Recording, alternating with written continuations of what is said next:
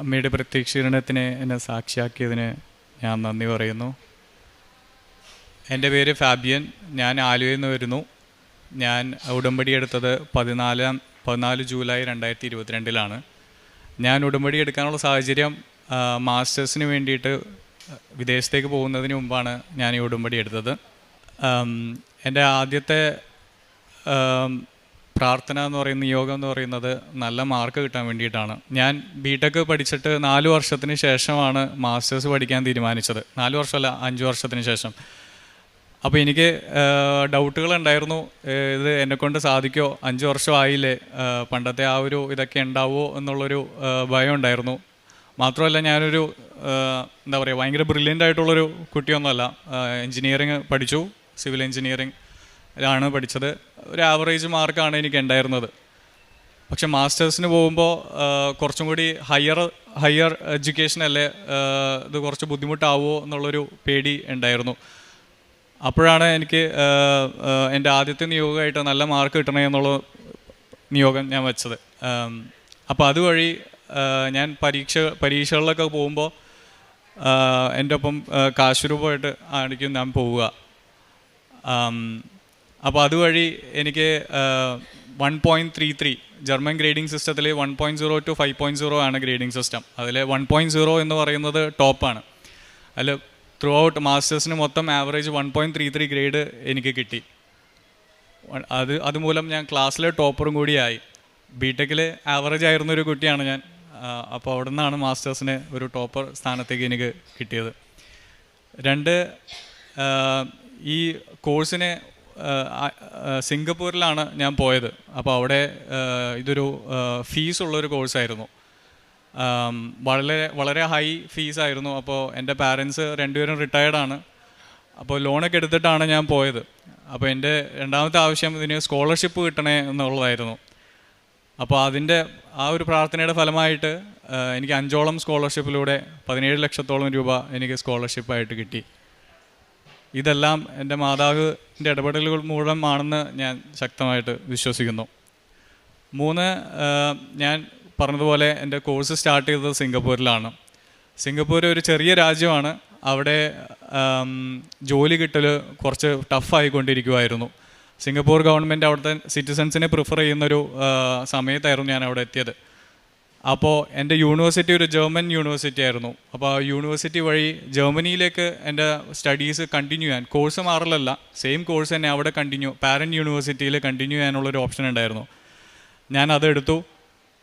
ജർമ്മനിയും Singapore പോലെ ഏകദേശം similar ആയിരുന്നു. അവിടുത്തെ ഡിഫിക്കൽട്ടീസ് വേറെ തരമായിരുന്നു. അവിടെ ജർമ്മൻ ഭാഷ വേണം. എൻ്റെ മനസ്സിൽ ഞാൻ ഈ മാസ്റ്റേഴ്സ് തുടങ്ങുമ്പോൾ തന്നെ പുതിയൊരു ലാംഗ്വേജ് പറ്റില്ല എന്നുള്ളൊരു രീതിയിലാണ് ഞാൻ പോയത്. അതുകൊണ്ടിട്ടാണ് ഇംഗ്ലീഷ് സ്പീക്കിംഗ് ആയിട്ടുള്ള സിംഗപ്പൂരിലേക്ക് അതിനെ ചൂസ് ചെയ്തത്. പക്ഷേ എൻ്റെ സ്വപ്നത്തിൽ പോലും ഇല്ലാത്തൊരു കൺട്രിയാണ് ജർമ്മനി. അവിടെ എത്തപ്പെട്ടു. അപ്പോൾ അവിടുത്തെ ഫസ്റ്റ് കടമ്പ എന്ന് പറയുന്നത് ജോലി കിട്ടാൻ ജർമ്മൻ വേണം.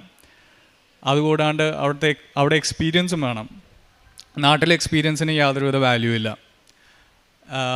ഞാനവിടെ പഠിച്ചുകൊണ്ടിരിക്കുമ്പോൾ, അതായത് സ്റ്റഡീസ് കണ്ടിന്യൂ ചെയ്ത് ഫസ്റ്റ് ഇയർ തന്നെ കുറേ എക്സ്റ്റേണൽ ഹെൽപ്പുകളോടുകൂടി എനിക്ക് അവിടെ ഒരു പാർട്ട് ടൈം ജോബ് കിട്ടി. ഈ പാർട്ട് ടൈം ജോബ് എന്ന് പറയുമ്പോൾ നമ്മൾ റെസ്റ്റോറൻറ്റിൽ പോയാലോ അല്ലെങ്കിൽ ഒരു ഡെലിവറി ജോബ് ആയിരുന്നില്ല. അവിടെ ഏറ്റവും ഇമ്പോർട്ടൻ്റ് അവിടുത്തെ നമ്മൾ വിഷയമാണോ പഠിക്കുന്നത് ആ വിഷയവുമായി ബന്ധപ്പെട്ട ജോലി ചെയ്യുമ്പോഴാണ് ഒരു ശരിക്കുള്ള എക്സ്പീരിയൻസ് ആവുക. അപ്പോൾ എൻ്റെ ഈ കുറേ ഹെൽപ്പുകൾ കാരണം എനിക്ക് എൻ്റെ ആദ്യത്തെ പാർട്ട് ടൈം ജോലി ഞാൻ പഠിക്കുന്ന വിഷയത്തിൻ്റെ അതേ മേഖലയിൽ തന്നെ എനിക്ക് ഒരു ജോലി റെഡിയായി. അവിടെ ജർമ്മനിയിൽ വർക്കിംഗ് സ്റ്റുഡൻറ്റ് എന്ന് പറഞ്ഞൊരു സംഭവമുണ്ട്. അതായത് സ്റ്റുഡൻ്റ് ആയിരിക്കെ തന്നെ ഒരു പ്രൊഫഷണൽ കമ്പനിയുടെ പാർട്ടായിട്ട് നമുക്ക് ജോലി ചെയ്യാം. അപ്പോൾ അത് ചെയ്യുന്നത് കൂടെ ഞാൻ എൻ്റെ യൂണിവേഴ്സിറ്റിയിൽ എനിക്ക് പേടിയായിരുന്ന ജർമ്മൻ ഭാഷയും ഞാൻ പഠിച്ചു തുടങ്ങി. ഒരു ഇൻട്രസ്റ്റും എന്താ പറയുക, സ്വന്തമായിട്ട് ഒരു വർഷത്തിന് മുന്നേ എനിക്ക് ആ ഒരു പുതിയ ഭാഷ പഠിക്കാനൊരു ആഗ്രഹം ഒന്നും ഉണ്ടായിരുന്നില്ല. പക്ഷേ എന്തോ ഒരു എക്സ്റ്റേണൽ ഒരു പുഷ് ഉണ്ടായിരുന്നു. അപ്പോൾ അത് പഠിച്ചു. ഓരോ സെമസ്റ്ററിലും ഓരോ ലെവൽ വീതം A1 മുതൽ ഒരു B2 വരെ ഞാൻ പയ്യെ പഠിച്ചു. പക്ഷേ എന്നിരുന്നാലും ഇത് യൂണിവേഴ്സിറ്റിയിലാണ് ഞാൻ പഠിച്ചത്. യൂണിവേഴ്സിറ്റി സബ്ജക്റ്റുകളുടെ അതൊരു പ്രൊഫഷണൽ ഒരു കോഴ്സ് ആയിട്ടല്ല ഞാൻ പഠിച്ചത്. അപ്പോൾ പൂർണ്ണമായിട്ട് B2 ലെവലൊന്നും ഞാൻ എത്തിയിട്ടില്ല ശരിക്കും പറഞ്ഞു കഴിഞ്ഞാൽ. ഇതിൻ്റെ ഗ്രാമർ ജർമ്മൻ ഭാഷ പഠിക്കുന്നവർക്ക് അറിയാം, അത് കുറച്ച് ബുദ്ധിമുട്ടേറിയൊരു സംഭവമാണ്. പക്ഷേ ഞാൻ എൻ്റെ പ്രാർത്ഥനകളും എൻ്റെ മാതാവിൻ്റെ ഇടപെടലുകളും കൊണ്ട് ബേസിക്കായിട്ടുള്ള കോൺവെർസേഷൻസും മനസ്സിലാക്കലും എനിക്ക് പോസിബിളായിട്ട് വന്നു.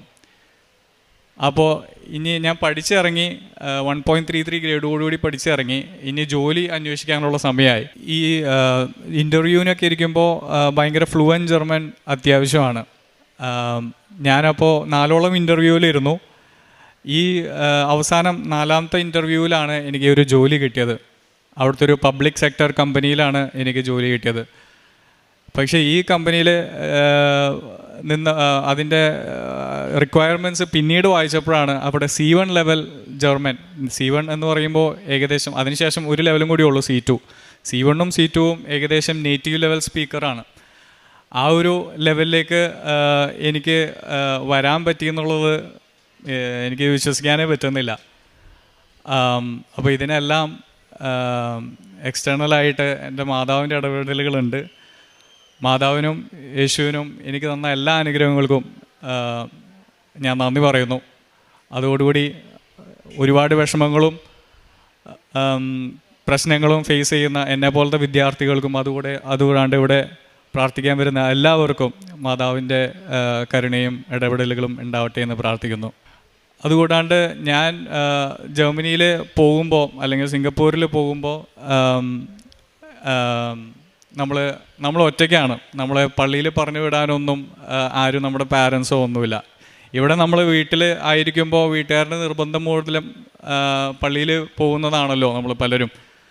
അവിടെ പോകുമ്പോൾ നമ്മൾ സ്വന്തമായിട്ട് തീരുമാനമില്ല. നമുക്ക് അലസത ഉണ്ടാവാം, ഞായറാഴ്ച ചിലപ്പോൾ ഔട്ടിങ്ങിനൊക്കെ പോവാം. പക്ഷേ ഇതൊന്നും ഇല്ലാതെ ഞായറാഴ്ചകളിൽ പള്ളിയിൽ പോവുക എന്നുള്ളത് എൻ്റെ ഒരു ബേസിക് ഇതാക്കി എനിക്ക് മാറ്റാൻ സാധിച്ചു. അതുകൂടാണ്ട് ജർമ്മൻ ഈ കുർബാന കൂടുന്നതും ജർമ്മൻ പള്ളിയിലായിരുന്നു മിക്കതും. അതുകൂടാണ്ട് പ്രാർത്ഥനാ കൂട്ടായ്മകളിൽ കൂടാനും ഉള്ളൊരു പ്രോത്സാഹനം എനിക്ക് എവിടുന്നോ കിട്ടി. അത് ഇവിടെ യാതൊരുവിധ ജീസസ് യൂത്തോ അങ്ങനത്തെ ഒരു പരിപാടിക്കും ഞാൻ നിൽക്കാറില്ല. പക്ഷെ അവിടെ എത്തിക്കഴിഞ്ഞപ്പോൾ കൂടുതൽ ഞാൻ പള്ളിയിലേക്കും വിശ്വാസത്തിലേക്കും ഞാൻ അടുത്തു. അങ്ങനെ ജർമ്മൻസിൻ്റെ കൂടെ ഉള്ളൊരു ഗബീച്ച് ക്രൈസ് ഒരു പ്രാർത്ഥന കൂട്ടായ്മയിൽ എല്ലാ വ്യാഴാഴ്ചയും ഒരു കരിസ്മാറ്റിക് പ്രാർത്ഥന കൂട്ടായ്മയിലേക്ക് പോകാനും എനിക്ക് സാധിച്ചു. ഇതിൻ്റെ കൂടെ ഞാൻ അന്ന് 3 വർഷങ്ങൾക്ക് മുന്നെയാണ് പോയത്. ആ സമയത്ത് ഞാൻ കൊണ്ടുപോയ പത്രം അവിടെ ജർമ്മൻസിനും പിന്നെ അതുകൂടാണ്ട് കൂട്ടുകാർക്കും കൊടുക്കുകയും ചെയ്തു. എൻ്റെ കൂട്ടുകാരോട് അക്രൈസ്തവരായിട്ടുള്ള കൂട്ടുകാരോടും ഞാൻ എൻ്റെ ഈ അത്ഭുതങ്ങളെക്കുറിച്ചും കൃപാസനത്തിനെക്കുറിച്ചും ഇവിടെ എഴുതി 1, 2, 3, 6 വരെ എഴുതി വെക്കുന്ന കാര്യങ്ങളും അതിൽ ഓരോന്ന് എങ്ങനെയാണ് കിട്ടുക എന്നുള്ള കാര്യങ്ങളും ഞാൻ ഷെയർ ചെയ്യാറുണ്ടായിരുന്നു. ഞാൻ ഈ യൂണിവേഴ്സിറ്റീൻ്റെ ഭാഗമായിട്ട് തന്നെ എനിക്ക് എന്താ പറയുക ഒരു ടാലൻറ്റ് സ്പെൻഡ് എന്ന് പറഞ്ഞൊരു ക്ലബ്ബുണ്ട്. അത് യൂണിവേഴ്സിറ്റിയിൽ തന്നെ നമ്മുടെ ടാലൻസ് ഡൊണേറ്റ് ചെയ്യുക എന്നുള്ളൊരു ക്ലബ്ബാണ്. അതിലൂടെ ബ്ലഡ് ഡൊണേഷൻ അതുപോലെയുള്ള കാരുണ്യ പ്രവർത്തികൾ, പാവപ്പെട്ടവർക്ക് ഭക്ഷണ സാധനങ്ങൾ കൊടുക്കുന്നതും വേസ്റ്റായി പോകുന്ന ഭക്ഷണങ്ങൾ റീഡിസ്ട്രിബ്യൂട്ട് ചെയ്യുന്ന ഒരു താഫൽ എന്ന് പറഞ്ഞൊരു പ്രോഗ്രാമും ഇതുമായി ബന്ധപ്പെട്ട് പല പ്രവർത്തനങ്ങൾ ചെയ്യുന്നൊരു ക്ലബ്ബാണ്. ഈ ക്ലബിൻ്റെ ഭാഗമാവാനും എനിക്ക് സാധിച്ചു. അങ്ങനെ ഇത്തരം കാരുണ്യ പ്രവർത്തനങ്ങളിലും ഏർപ്പെടാനും എനിക്ക് ഇതിലൂടെ സാധിച്ചു. ഇത്രയും അനുഗ്രഹങ്ങൾ എനിക്ക് ചൊരിഞ്ഞ എൻ്റെ മാതാവിനും കൃപാസന മാതാവിനും ഈശോയ്ക്കും ഞാൻ നന്ദി പറയുന്നു. വിശുദ്ധ മാർക്കോസിൻ്റെ സുവിശേഷം 1-ാം അധ്യായം 45-ാം തിരുവചനം. എന്നാൽ അവൻ പുറത്തു ചെന്ന് വളരെ കാര്യങ്ങൾ പ്രഘോഷിക്കാനും ഇത് പ്രസിദ്ധമാക്കാനും തുടങ്ങി. ഈശോ ഒരു കുഷ്ഠരോഗിയെ സുഖപ്പെടുത്തുന്ന അവസരത്തിൽ ആ കുഷ്ഠരോഗി സൗഖ്യം ലഭിച്ചതിന് ശേഷം ചെയ്ത പ്രവൃത്തിയാണ്. ഈശോ ഇത് ആരോടും പറയരുത് എന്നാണ് അവനോട് പറഞ്ഞത്. പക്ഷെ അവൻ പുറത്തു പോയി വളരെ പേരോട് ഇതിന് ഈശോയെക്കുറിച്ച് പറയുവാനും പ്രസിദ്ധപ്പെടുത്താനും തുടങ്ങിയെന്ന സന്ദർഭമാണ് ഈ സന്ദേശത്തിലൂടെ ഈശോ നമുക്ക് നൽകുന്നത്. ഫേബിയൻ എന്ന ഈ മകൻ ഒരു ആവറേജ് എഞ്ചിനീയറിംഗ് സ്റ്റുഡൻ്റ് ആയിരുന്നു എന്നിവിടെ ഏറ്റുപറയുകയുണ്ടായി. അതിൽ നിന്ന് not by merit but by grace എന്ന ഈ ഉടമ്പടി അടിസ്ഥാനത്തിൽ ഈ മകന് ലഭിച്ചത് ഒരു എയർലിഫ്റ്റഡ് സാക്ഷ്യമാണ്. മകനിവിടെ പറയാൻ സാധിക്കുന്നത്, ഞാനൊരു ബ്രില്യൻ സ്റ്റുഡൻറ്റിൻ്റെ സ്റ്റേജിലേക്ക് പരിശുദ്ധ അമ്മയുടെ മധ്യസ്ഥതയിൽ ഈശോ എന്നെ ഉയർത്തി എന്നാണ് ഈ മകൻ ഏറ്റുപറയുന്നത്. സിംഗപ്പൂർ പോയി മാസ്റ്റേഴ്സ് പഠിക്കാനുള്ള ഒരു സാമ്പത്തിക നിലവാരം മകനില്ലായിരുന്നെങ്കിൽ കൂടി അവൻ അവിടെ ചെന്ന് ഈ ഉടമ്പടിയായിരുന്നു ഫേബിയൻ്റെ ഏറ്റവും ഉറപ്പുള്ള ഒരു അവസ്ഥ, ഒരു ജീവിത സമ്പാദ്യം. ആ സമ്പാദ്യത്തിലൂടെ, ഉടമ്പടി എന്ന സമ്പാദ്യത്തിലൂടെയാണ് 5 സ്കോളർഷിപ്പ് ഹെൽപ്പ് ഈ മകന് ലഭിച്ചത്. ഞാൻ മകനേറ്റ് പറയുന്നത്, എനിക്ക് 17 ലക്ഷത്തോളം രൂപ ഞാനിവിടെ ജോലി ചെയ്തിട്ട് പോലും എനിക്ക് കിട്ടാത്ത ഒരു വലിയ സ്കോളർഷിപ്പ് വളരെ ഫ്രീ ആയി എനിക്ക് പഠിക്കുവാനും എനിക്ക് മറ്റുള്ളവരെ സഹായിക്കുവാനും എൻ്റെ വീടിനെ സപ്പോർട്ട് ചെയ്യാനൊക്കെ ഉള്ള ഒരു വലിയ എമൗണ്ട് എനിക്ക് സാധ്യമായത് ഉടമ്പടി മാത്രമാണെന്ന് ഈ മകനോട് ഏറ്റുപറയുകയാണ്.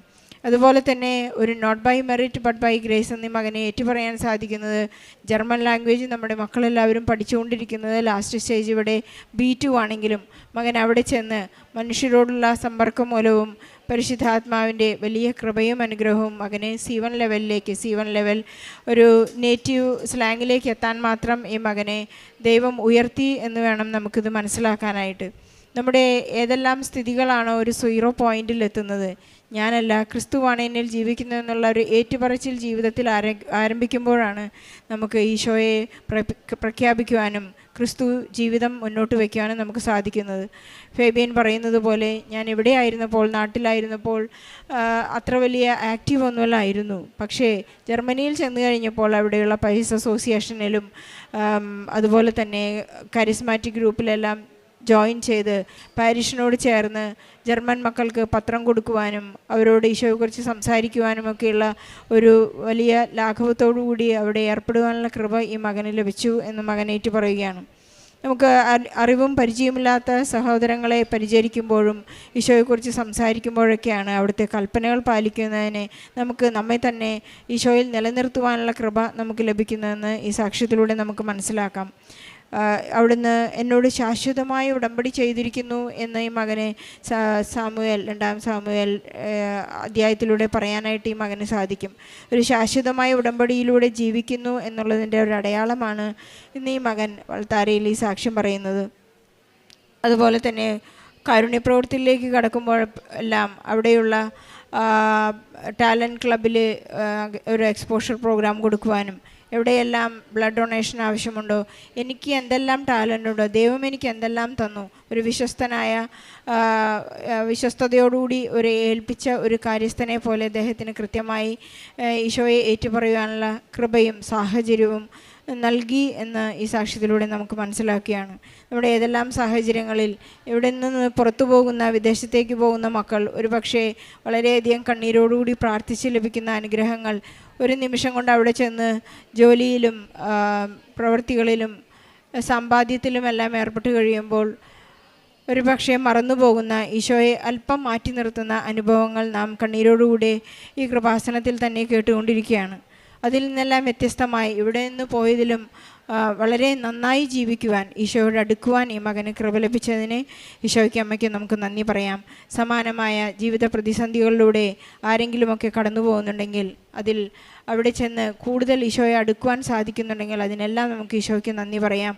ഒരിക്കലും പിന്തിരിഞ്ഞ് നോക്കാതെ ഈശോയ്ക്ക് നന്ദി പറഞ്ഞ് ജീവിക്കാനുള്ള, വിശ്വസ്തയോടുകൂടി ഉടമ്പടി ജീവിക്കാനുള്ള കൃപയ്ക്ക് വേണ്ടി പ്രാർത്ഥിച്ചുകൊണ്ട് ഫേബിയൻ്റെ ഈ നല്ല സാക്ഷ്യത്തിന് ഈശോയ്ക്ക് അമ്മയ്ക്ക് നല്ലൊരു കയ്യടി നൽകി സാക്ഷ്യം നമുക്ക് സമർപ്പിക്കാം.